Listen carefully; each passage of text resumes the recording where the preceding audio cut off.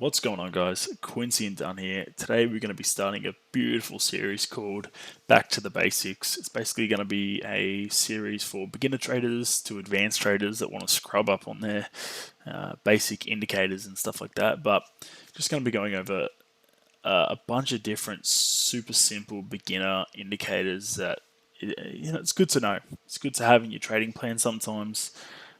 Basically going to go over how to use them, how to put them in your trading plan, best way to mark them up, pros and cons, all that kind of stuff. Today, going to be going over the Fibonacci levels. So, we're going to be doing how to mark up a Fibonacci level in an uptrend first. So, to get your Fibonacci retracement, it's over here on the left, 3 down, top 1, Fibonacci retracement. So, the best way to mark these up is to go from the last swing low in an uptrend to the last swing high, which I've just marked up here. So we've got our swing low here, swing high here. Grab your fib tool, mark it from the bottom to the top, right to left. Always, always left to right in uptrends. So once we've marked that up, we can see we've got some values that have popped up here. What do these values mean? These are basically all part of the Fibonacci sequence.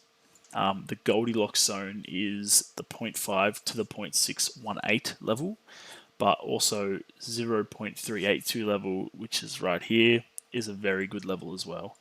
A lot of traders will tell you to trade straight from these levels. It's not entirely accurate. In our advanced course and our strategy courses, we're going to go way more into these levels and better ways to trade off them. But for now, we're going to keep it super simple, and I'll teach you how to do this. So, market has pushed down into our Goldilocks zone, and the best way, the most simple way a trader will use these is as soon as it gets to these levels, they're going to buy them. So let's just put the marker here for a buy and have our stop loss on it. Let's just keep it there for now. And then our take profit at the last swing high. That's basically what they're going to do when using a fib level. They're basically looking for that retracement, trying to find where that retracement is going to have a continuation with the trend and use these Goldilocks zones to get in at the best price for a continuation. So this is how they would trade off them. I'm just going to skip forward.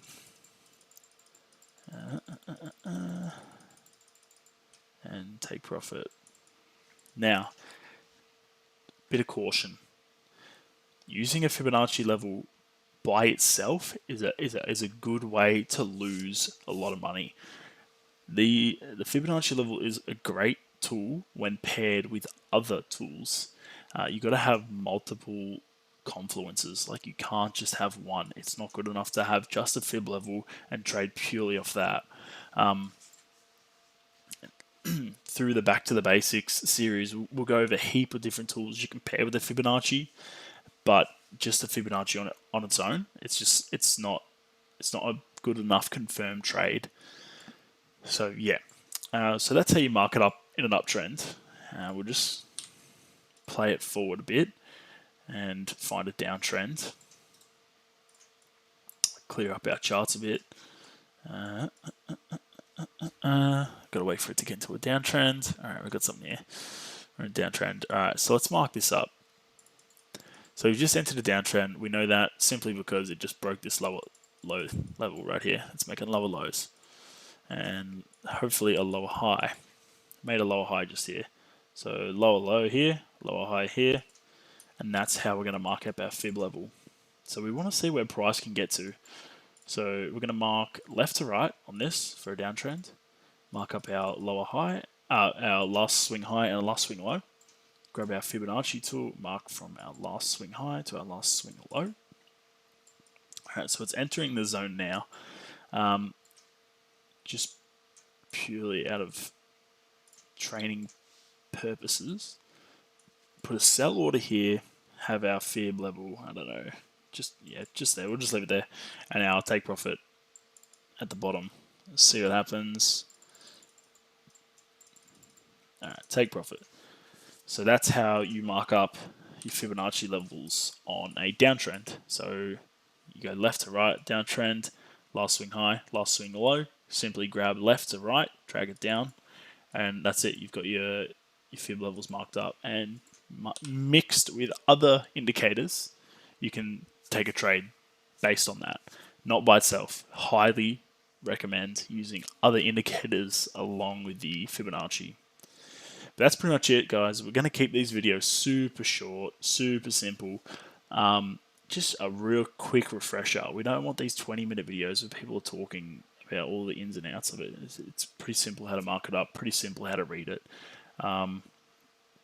And yeah, that's basically it. Thanks for watching, guys. Stay tuned for the next Back to the Basics series. Like, subscribe, hit the bell button if you want to make sure you get these notifications when these little videos are out so you can scrub up on your trading.